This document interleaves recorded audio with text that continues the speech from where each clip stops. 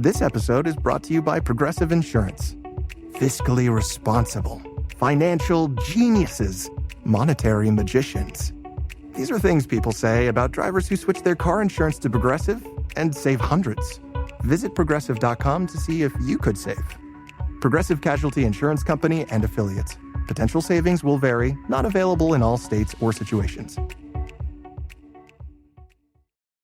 At Blinds.com, it's not just about window treatments. It's about you, your style, your space, your way. Whether you DIY or want the pros to handle it all, you'll have the confidence of knowing it's done right. From free expert design help to our 100% satisfaction guarantee, everything we do is made to fit your life and your windows. Because at Blinds.com, the only thing we treat better than windows is you. Visit Blinds.com now for up to 50% off with minimum purchase plus a professional measure at no cost. Rules and restrictions apply.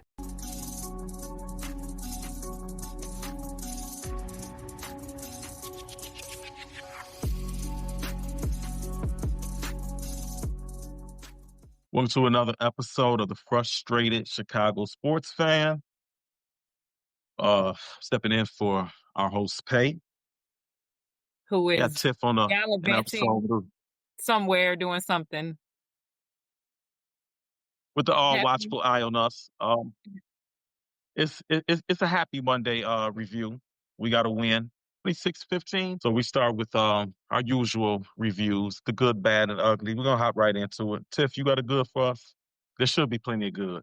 It's plenty of good. So I'm going to leave something for you. So I'm just going to take, in general, I'm going to say the defense. Because coming out of that game, anyone who watched it would have to say the number one good thing was our defense. Pretty much from top to bottom. They played lights out in the first quarter. Montez, once again, he kind of showed up and had his name called several times. He knocked out the ball that we recovered. Brisker was making plays. Kyler was making plays. He caused the fumble. Dexter recovered it. Like, we just had a bunch of players out there playing well. Nashawn Wright had the interception and the run back for like 40 yards. We had like 3 or 4 sacks. Byard had a pick. He should have had another one, but unfortunately he had a collision with Nashawn, which kind of knocked the ball out of his hands. Edmund with the sack towards the end of the game.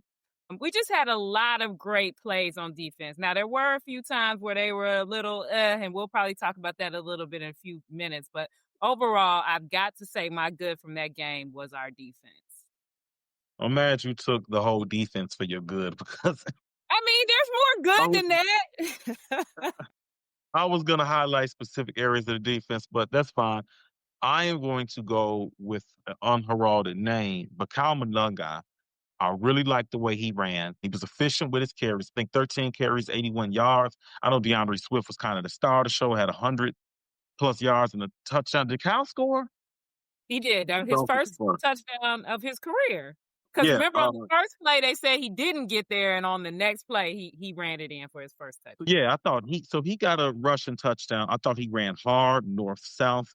I think he is a very good contrast, a change of pace to DeAndre Swift. He's a guy that runs really well in between the tackles. Even though he's a smaller guy, he runs with a lot of balance, with a lot of power, very physical. I think he runs with better vision. I think Swift is a better athlete. So, of course, when you get him on the edges, he's going to make those explosive plays. But I think Kyle Monungai is exactly what this running game needs. When it's maybe not there, you need a guy just to get forward progress, get 1 or 2 yards, and not get stopped at the line of scrimmage for a negative. So I think Kyle Monungai was a very unheralded guy, and I think, I'm going to go with him for my good. He did a lot of falling forward. I was happy for him, too. Did a lot of falling forward. I want to see him get more touches in the future. If we keeping it honest, the running game was probably the only positive and good on the offensive side of the ball. Let's save it. Let's save it.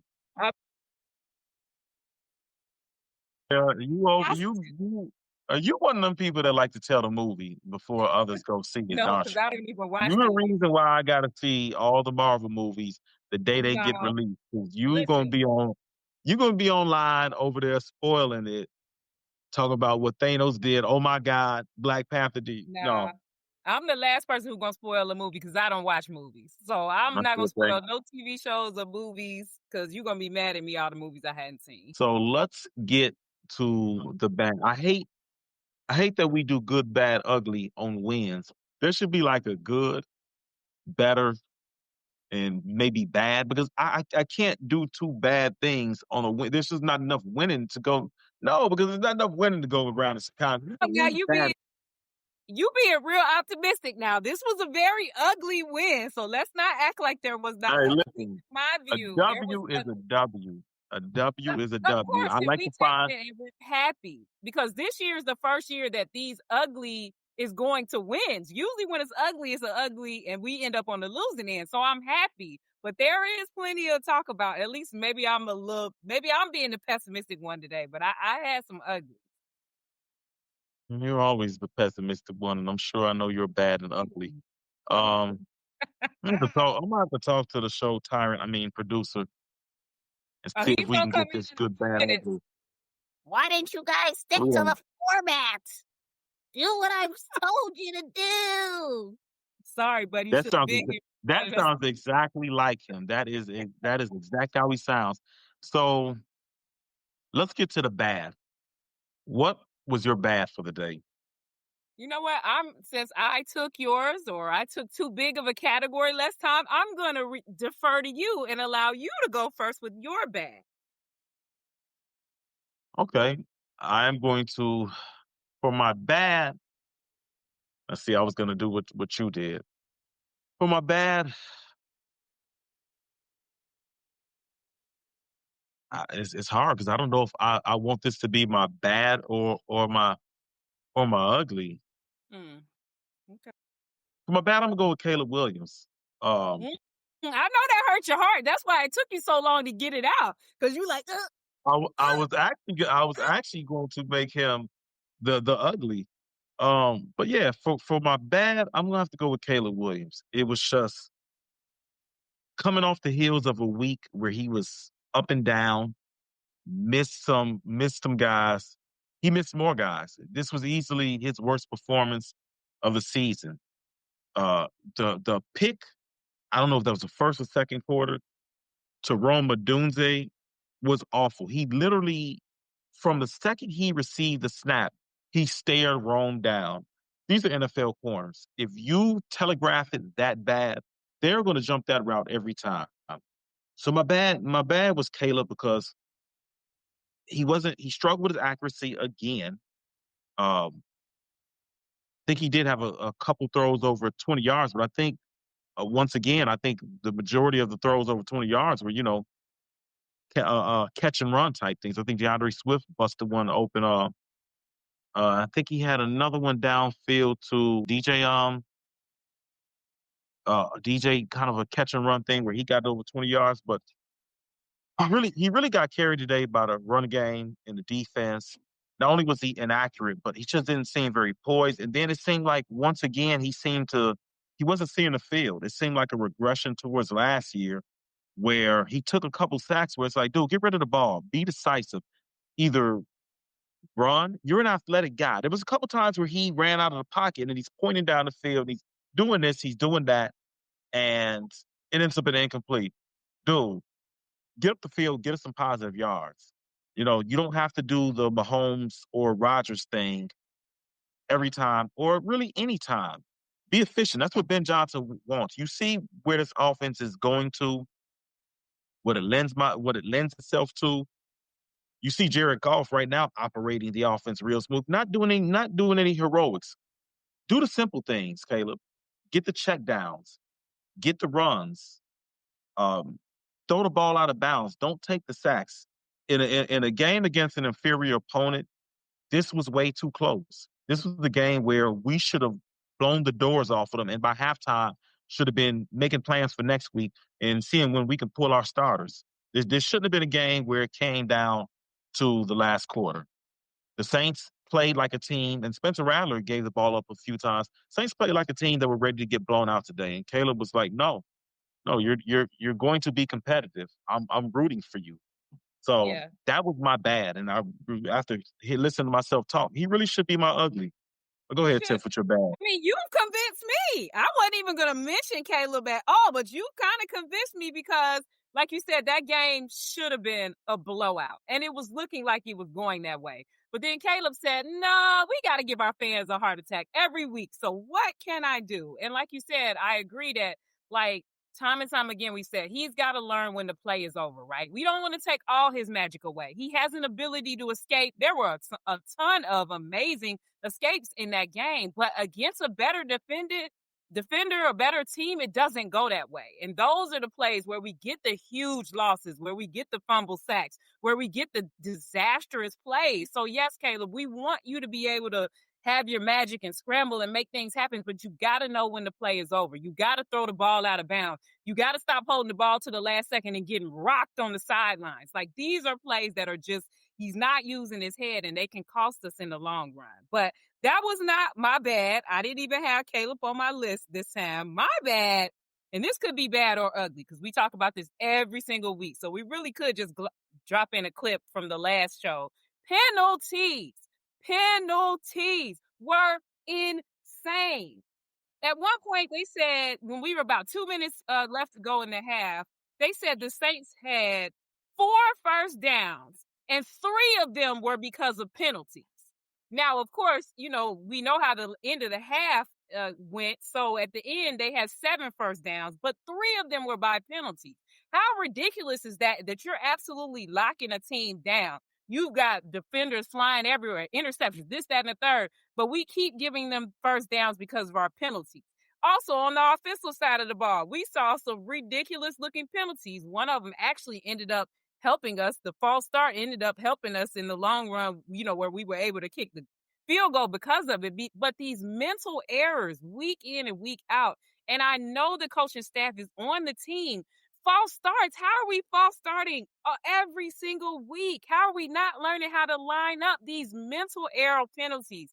These ridiculous roughing the passer calls. We know we got a cheap one on Montez last week for hitting the helmet. Why did we do it again this game? It's like we were shutting them down. Then we had, was it Brisker who had the roughing the pass or whatever it was? We had them off the field on third down. Here we come with the penalty, giving them life again. So, it's like a broken record. I don't know what they can do to get this team to stop penalizing themselves, because they're shooting themselves in the foot. And again, against a better team, against a better opponent, if we are to make it to the postseason, that shit matters.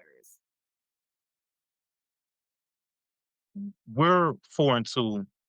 Once again, we were 4-2 last year. I feel better about this 4-2 for the fact that I think we have a better staff. We have better leadership. But there's lots of things to clean up. Like, this isn't going to cut it. And we are heading to Baltimore next week. And I know they're 1-5, but I don't think they're a typical 1-5 team. I think they're going to get Lamar back. I think they're going to get Roquan back. They've lost some heartbreakers. They took the Bills to the last second. Well, actually, no. They just they coughed up the game against the Bills. They coughed up the game against the Lions. And the Lions were a team that blew us out. So you look at the Ravens' early season competition where they were probably at their healthiest. They could have won either of those 2 games. So you get Lamar back, fresh off another MVP season. They're going to be very desperate coming in here or coming into Baltimore 1-5. You absolutely cannot afford to play as sloppy as you did against the Saints or even the Commanders. I think the Ravens are a better team than the Commanders when they're firing on all cylinders. You can't afford that, and you're not going to get a win. And then the Bengals, after that, they're playing much better defense. Joe Flacco, while he's not Joe Burrow, he's a guy with a explosive arm. He's a guy that can get the ball to Jamar Chase. So you're gonna have to be a lot more disciplined. For my ugly, and I don't know if I'm being too picky. Maybe this should have been my bad. I don't want to say this is really my ugly, but for the sake of the show, the pass rush improved a lot. We saw Montez Sweat get home. We saw Dominique Robinson be disruptive. And then we saw Brisker get home twice. I like that Dennis Allen is dialing up the blitzes. I do. However, this is one of those things where it's working against some lesser teams. This probably is not going to be something you want to do against a Lamar Jackson who can get outside the pocket or just as a guy who can beat the blitz on his own arm, his own acumen. He's high IQ. Joe Flacco has seen everything. The man has been playing since we were playing PlayStation 2. He's been in the league. He knows all your coverages. He knows all the blitzes. He's seen Dennis Allen, I'm sure, several times. So I'm not sure you want to keep dialing up blitzes against these guys, against these more established quarterbacks to get pressure. So maybe I'm being a little bit picky, but my ugly is still having a blitz, not being able to get consistent pressure with the front four. So I thought there was a couple times where Spencer Rattler was able to sit in the pocket a little too long, specifically on that deep throw to Chris Olave. That route took too long to develop. I know Tyreek got beat, but at the same time, you're asking your corners for a lot to defend a guy in man. And Tyreek was in man against Olave. And Olave is a first round pick. He's had some good season. If I'm not sure if he's been to a Pro Bowl, but he's got has been on the cusp, on the brink of it. That's a tough cover for anybody. I don't care if you're Patrick Surtain. Being on that island going up against a receiver like that and the defense not getting his pressure is a recipe for disaster.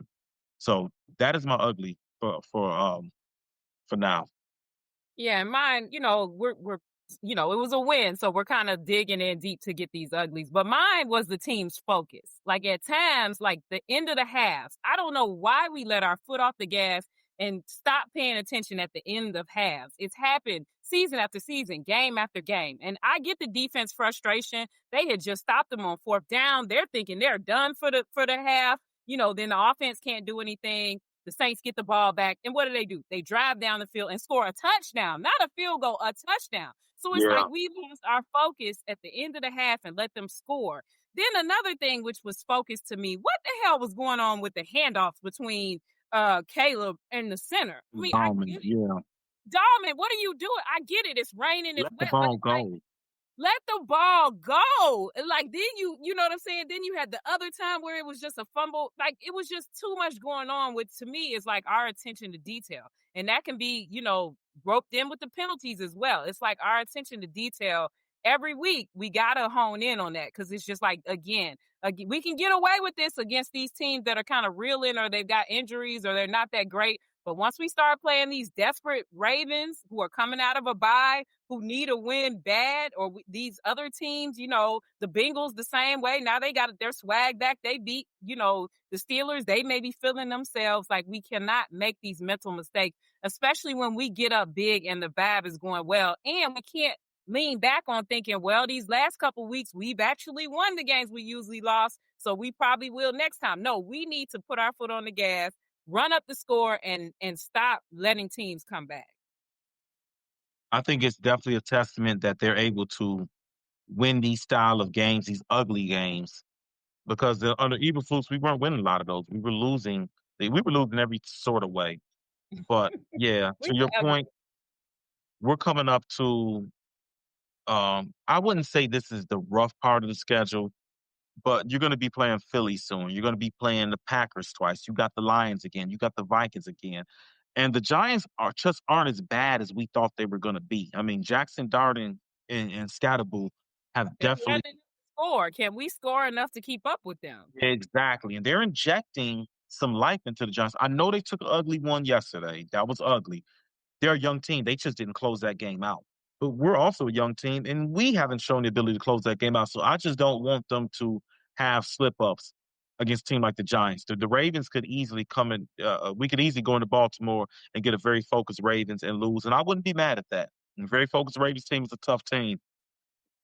We can easily run into the Bengals. I'd like us to win, but we could. That's why we got to be locked in and not make those silly mistakes that we've made against these past teams, because Baltimore is going to be hungry. They are going to be, they're desperate. They are really desperate. So we've got to be aware of that and be on our P's and Q's. And we got to start putting up more than 22, 23, 24, 25 points. Like, we love the defense can hold people, but damn it, let's run the score up for once. Well, the one thing that I do have to say that I'm grateful of, I think the Bears are the only team this season that has scored over 21 points in every single game. I did see that. So that's something to be proud of. Now let's just get it. Well, 20. I think 25 has been our limit. No, we got 30. We got 31 against Dallas. How All right. Anything else you want to address before we wrap it up? Nah, we're headed in the right direction. I'm proud of the team. I'm proud of Ben and how he's got the boys excited and ready to go. So let's just continue to bear down. Bear down, bear claws up. No. Thanks for listening to this latest episode from the Frustrated Chicago Sports Fan Channel. Don't matter if you listen to this on Apple Podcasts or Spotify or watch it on Twitch or YouTube. Make sure you like, subscribe, share with a friend, hit the notification bell so you never miss a drop. And to all the guys from Chicago, we say three things. Bear down, go Cubs go, and sell the team, Jerry.